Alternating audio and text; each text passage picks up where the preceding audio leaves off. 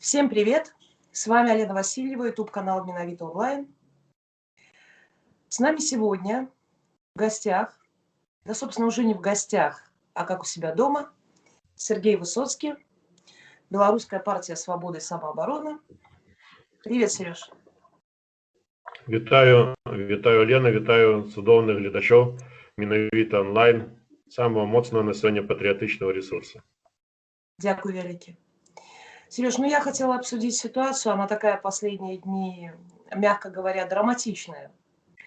Тем, что происходит, без вопроса. Просто расскажи, что происходит в Минске со всеми этими встречами, со всеми этими чемоданчиками, со всеми сдачами возможными кропка по кропке суверенитета, и что это за история с самолетом, якобы, который будет летать из Беларуси теперь в Крым. Ну, в общем... Ну, дякую. Насамрэч ситуация, думаю, что кожны з нас уже бачыць логику падзеяў, и многие эксперты, политики дают свою отзнаку. Вот. И в целом тенденция табачная, тенденция невеселая, тенденция сумная и тенденция предказальная. Важно іншае. Важно правильно давать отзнаку. Важно казаць про тыя рэчы, которые не агалошваюцца. Важно сконцентровать увагу грамадства на тым, что мы папярэджвалі. Мы ж кричали. Мы, что называется, били у звоны, что так будет.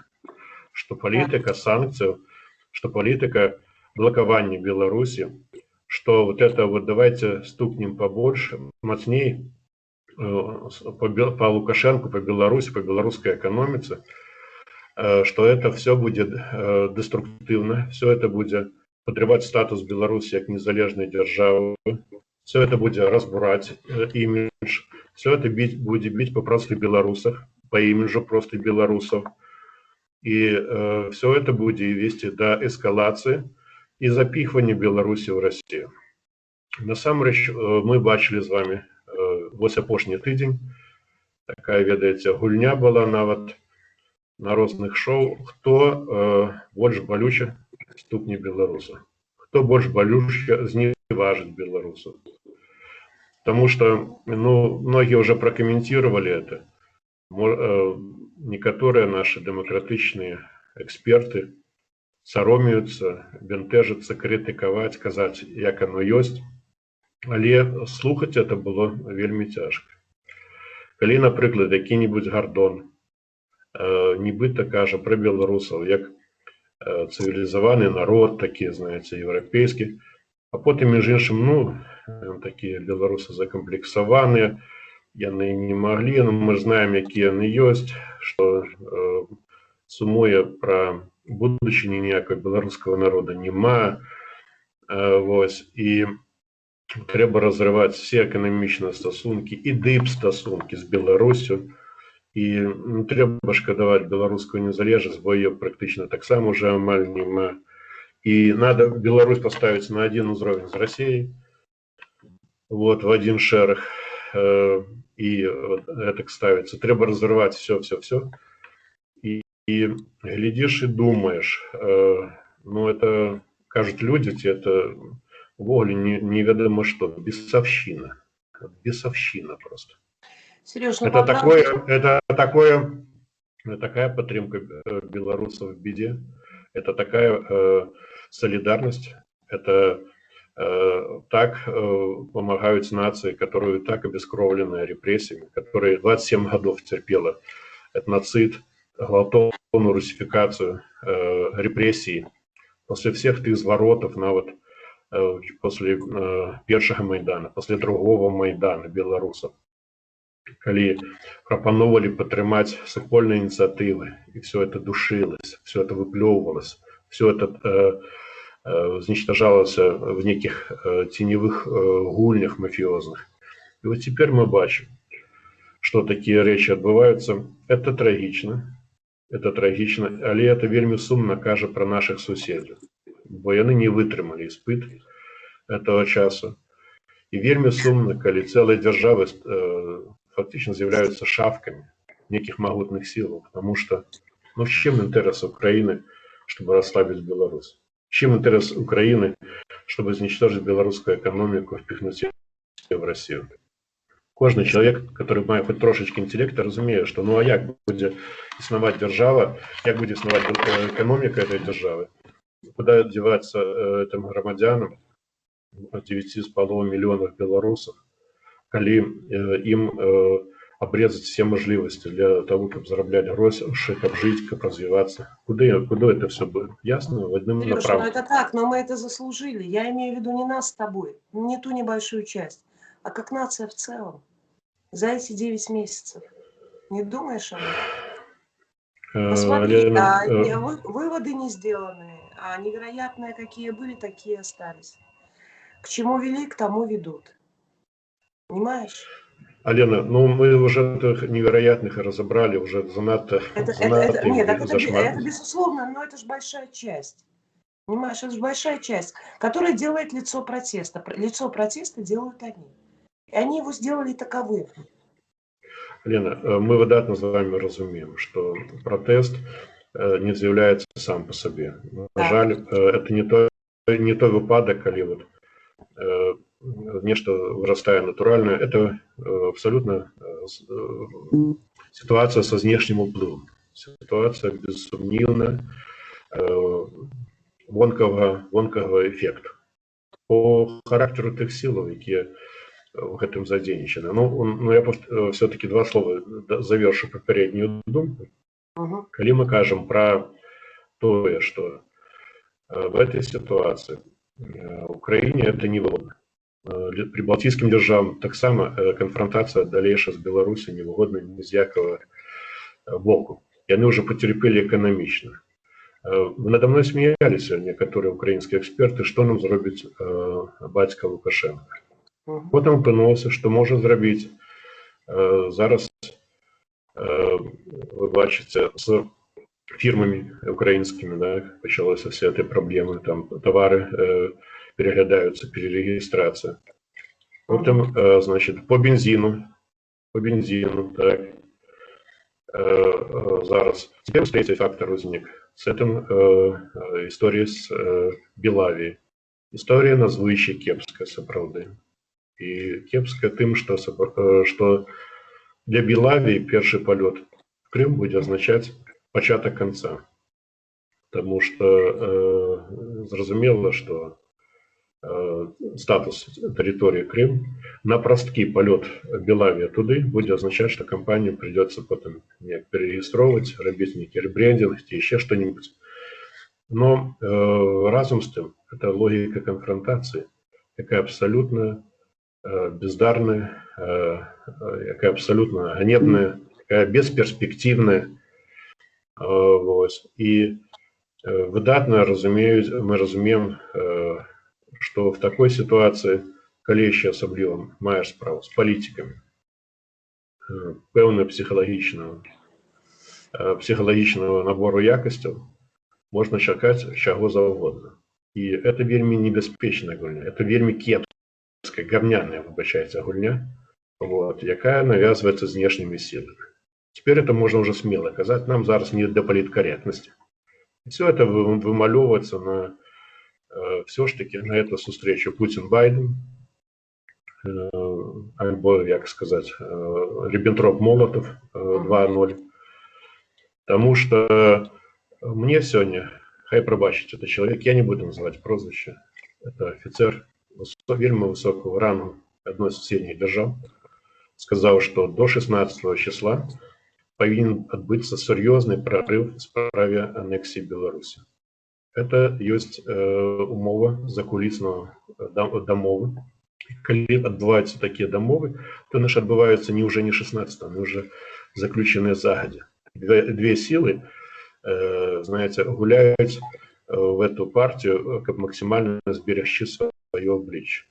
Заход, либеральные колы на Заходе просто припудривают эту картину, любым чином прискорбуючи эту махчимость, полегчающую для Путина, как сказать, Ну, бачите, воно ж і так уже існує. Ну, вже так відбулося, ну що вже тут. Уже якби сторонка перевернута, як вони не раз це робили. Тут уже что же тут задним числом бунтоваться. Тому яны і даводзяць, што, маўляў, незалежнасці ўжо няма, што не трэба так і шкадаваць. А што шкадаваць? А што тады шкадаваць? А в чым тады сэнс всего іншого? Я скажу больш, што нават калі б тут стаялі расійскія войскі, то трэба было б думаць, што рабіць, супраціўляцца, неяк арганізоўвацца і а этого еще нема. Этого еще нема. Сереж, будет? Вот. А будет? Я скажу одно, что докладно мне бачно, что калі будзе такі сюжет, як зараз, это все вельмі паганыя знаки. Это еще не конец, но это вельмі паганыя знаки. И яны приведуць до вельмі страшных рэчаў. Мы нават не ведаем, якое можа быць зло за это з'явіцца. З великого цинизму, з великой здрады, з великой подлости з'яўляюцца самые страшные рэчы. Ніхто ж не думал про Другую сусветную войну, калі всего-навсего там покарали маленькую Чехию. Да? Ну, взяли ее там тихой сапой, там, слили Судеты, вот. А потом поделили там еще, Польша трохи оторвала под шумок, не только же нацистская Німеччина погнанула, Венгрия. И чем это скончилось?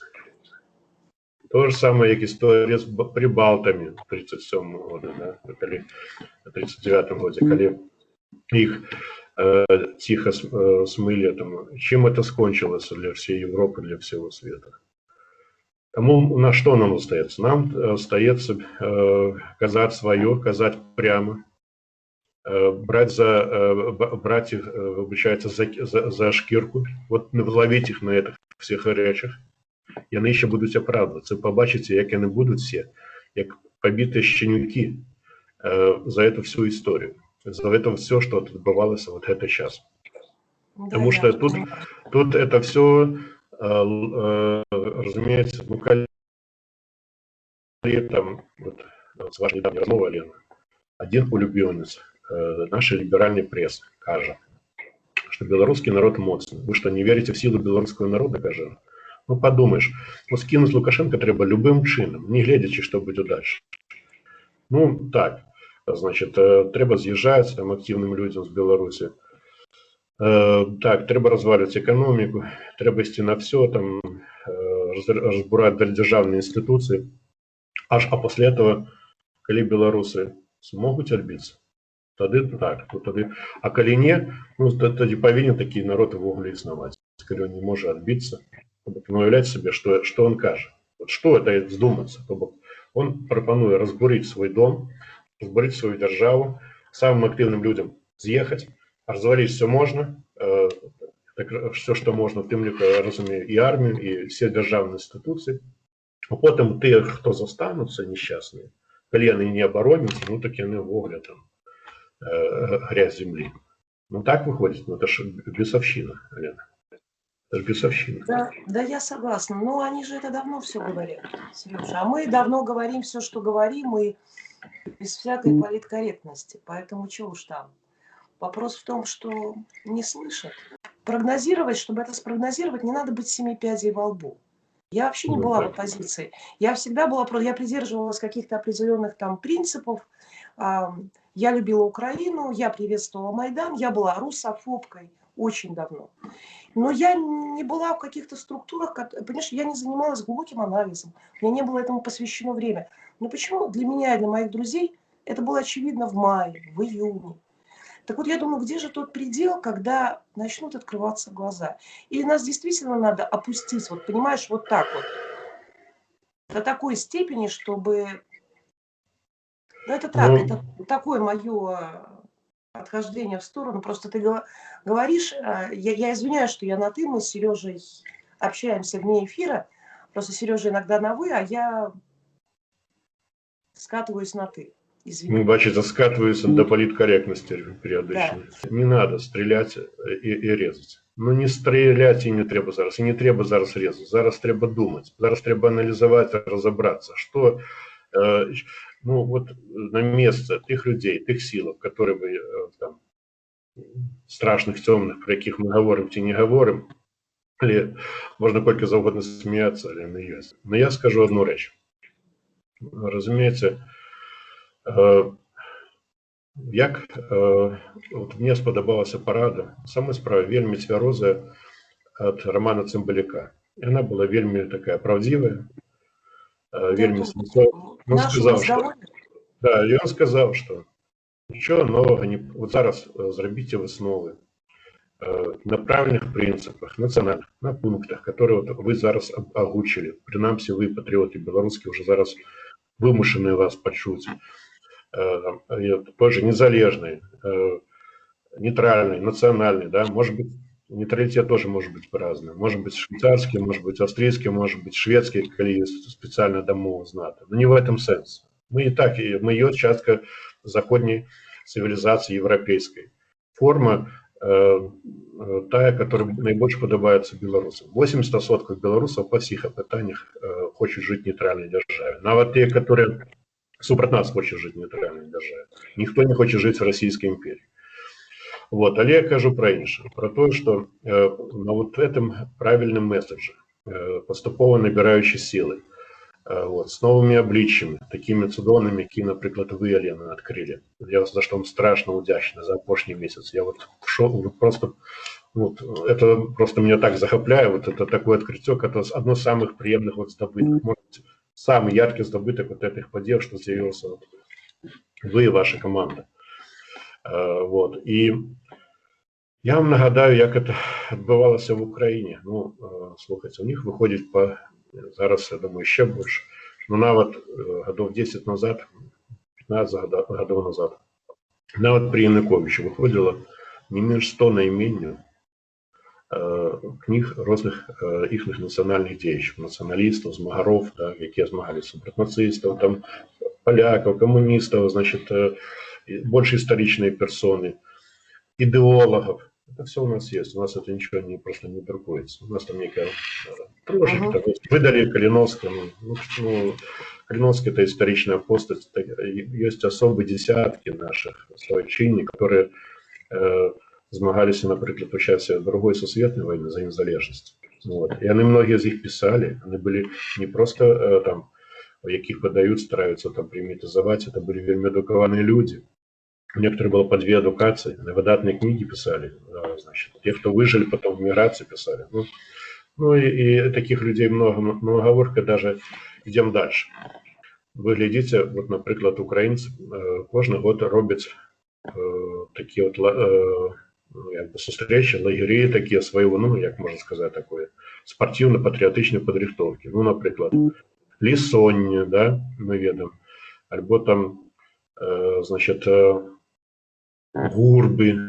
И я вам скажу, что я вот ведаю, бачу, на некоторых там збиралось по 5000 что год, 5000 человек. А что это означает? Там десятки разных организаций, да, там Молодежный националистичный конгресс, там конгресс украинских националистов, там на это сейчас вот Тризуб, там дальше. Вот. Але это який уровень працы грандиозный. Выявляете себе 4-5 тысяч человек что год.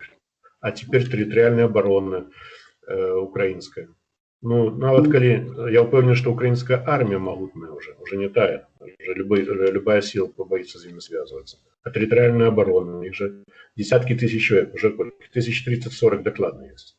Это люди, которые каждые выходные едут, значит, за свои силы, за свои мощности, едут там, рыхтуются боронить свой край, свой город, свое село, все ведают, все умовы, які працюють в зв'язці з Міністерством оборони.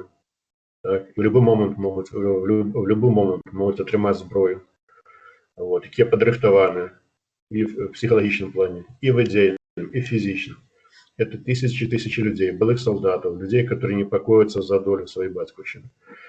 И вот такого типа люди, они стали ударной силой после Майдана. Вот когда пошли российские войска, вот это, по моих подликам, было не меньше 50 тысяч вот таких националистов, бойцов, уже не меньше 50, которые и стали основой супротива, они стали основой добропотницких батальонов, основой организации в тылу. И армия, которая спочатку отступала, такая некая безыдейная, еще такая постсоветская, она наполнилась этим революционным духом, и вот эти силы зробили из этой армии своими мужностью, некими ахвярами первые часы, наполнили таким духом, что эта армия стала переможцем.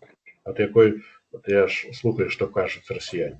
Якої росіяни вельми хутка зрозуміли, що вони стикнулися з нацією.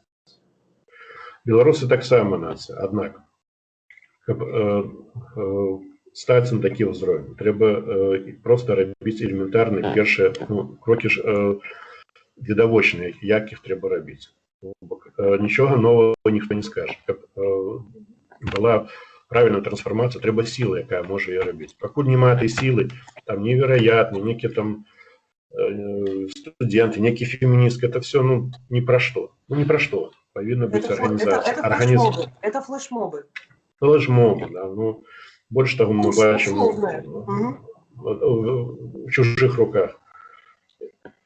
И это шлях ничем не заменишь. Ничем не заменишь. Чтобы отдать эти годы не на то, чтобы свою державу опускать дальше, значит, а для того, как наоборот потиху гартовать силы, вот, и становиться больше мощной и соправдной нацией. Параллельно узмацнять свой месседж информационный, свой дипломатичный уплыв. Вот. И это есть шлях наш с вами, той же самый Балто-Черноморский альянс. Потому что, повторюсь, я это уже казал, что коли б эта институция хоть трошки была подтримана, вот, мы пропонували белорусам, украинцы взяли эту идею, а потом, как это бывает, знаете, там, другие справы сдавалось, они крутятся на мне, браты украинцы, но они думали, что взяли уже Бога за бороду. А теперь вот так. И повторюсь, коли Беларусь, не дай Боже, будет аннексирована, мало не подастся никому. Есть, в России уже заявится тут атомная бомба в форме атомной Островецкой АЭС. Это, я уже чул одного из геополитиков. Одна авария, он сказал, не будет Латвии и Литвы. С Украиной, значит, одразу будет постоянная погроза с двух боков, такая жудасная, что просто 1000 километров – это такие сродки мобилизации. Украине и так не солодко приходится. А потом, коли вот, наши польские коллеги так тихенько молчать, хитро, доберутся и до их, коли они думают, что и на их это обыдет. Не дай Боже, это здарится, потому что коли такое обуджение было в России с ее экспансионизмом после Крыму, коли Беларусь, не дай Бог, то тут мы не ведаем, до якого варіатства не дойде. Вот. Каб не было чергового парада в Варшаве, разумеется. Тому ситуация вот такая, як она есть, им треба это казать нашим соседям, нашим. Потому что сегодня я бачу вельми шмат здрадников. Здрадников это белорусы, которые кажут, что все пропало. Это ничего, знаете, это истерика. Это, я не веду, я вже... Вот они же так роблять. Мы с вами шукаем шляхи и робим все равно конструктивно, потому что выйсти не в разбурении, выйсти в будовництве. Ніколи еще в Беларуси не было, коли не брать уже там пару Великого княжества Литовского, уже коли это было, не было держави. Держава – это вельми серьезная речь. Іншим нашим, я вам скажу, продкам, нашим попередникам було куди тяжей. Їх не було такої можливості. Нам куди простіше, ніж їм. Нам оборонить то, что есть. Вот держава уже есть. Уже. Наполнить ее национальным духом. А поставь себе на место Балаховича, слуцких повстанцев. У них что было у бедных? Ясно, там померьте героично, вот, в лагерях гнить, чтобы потом, на жаль, как это выходят некоторые наши молодые люди, которые называют себя бунтарами, невероятными, вот, запытывались, а кто это такие? Кто такие? Кто такие слуцкие повстанцы? Вот. Тому не треба чекати легких шляхов. Легкого шляху нема. Легкого решения из этой ситуации не будет. И Другое, з одного боку, знаєте, от як-то амбівалентно, треба шукати во всім, в кожній біді, в кожній ситуації плюси. Плюси такі, що вельми многі зараз отримали урок. Сподіватися треба найперш на власні сили, як би не було тяжко. Тому що сусідні народи, навіть, наколькі б не були нам близькі, в їх може бути свій урад, який має свої розліки, в їх може бути свої Лукашенки, по-другому називатися. Але з тим же сутністю, ведається, криводушності, з той же сутністю залежності від знешніх сил. Нехто залежний від Москви, нехто залежний від інших. На жаль, многое залежить зараз не від нас. Вот що саме горше в цій ситуації. І так само страшно, що Лукашенко, знаходячись в такой залежности от Москвы, он может повториться в любой час, может повториться история с этим авиалайнером в той або іншій формі. Ви розумієте, про що я кажу? Сама по собі ситуація, і гульня невигодна, гульня по собі. І вот этот момент переламати нам самим вельми тяжко. Потрібна підтримка тут знешніх сил, якої немає. Нема підтримки ні від Штатів, нема підтримки ні від Європи. Вот есть подтримка от особенных людей, от народов. Да? Ну, народы не могут сегодняшний час, на жаль, так само мусят своих политиков денежить правильно. А политики, да, сдаются. Я понимаю. Ну, вот вышла такая... Что от нас зависит? Что от нас зависит? Это долгий путь к национальному возрождению, в котором мы можем помочь. Я меркую, Ален, я меркую, что этот шлях может быть больше короткий теперь. Мне хочется верить, что многие люди, принаймні те, которые зовсім нас не разумеют, але разумеют, что разумеют іншие. Вот, что в этой ситуации никуда не обойдешься без национальной идеи, без национального духа, без национальной силы. А силу і дає все це. Вот. І зараз, можливо, нам буде, це можна буде зробити більш хутко. Вот. Видимо, да. История сейчас с тем, что происходит в самосознании. Знаешь, я, с одной стороны, пессимистична, с другой, понимаю исторические какие-то законы и закономерности, понимаю, как сейчас все быстро работает в том же самосознании, благодаря вот такой страшной экстренной ситуации, да, и тому, что было. Так. Ладно, Сереж. С вами была Алена Васильева и Сергей Высоцкий. Канал Миновито онлайн. Делитесь этим видео. Ставьте лайки, помогайте нам. Спасибо тем, кто нам помогает. Спасибо патронам, которые помогают нам строить наш YouTube-канал и в дальнейшем, я надеюсь, независимые СМИ. Живе Беларусь, слава Украине. Всем пока.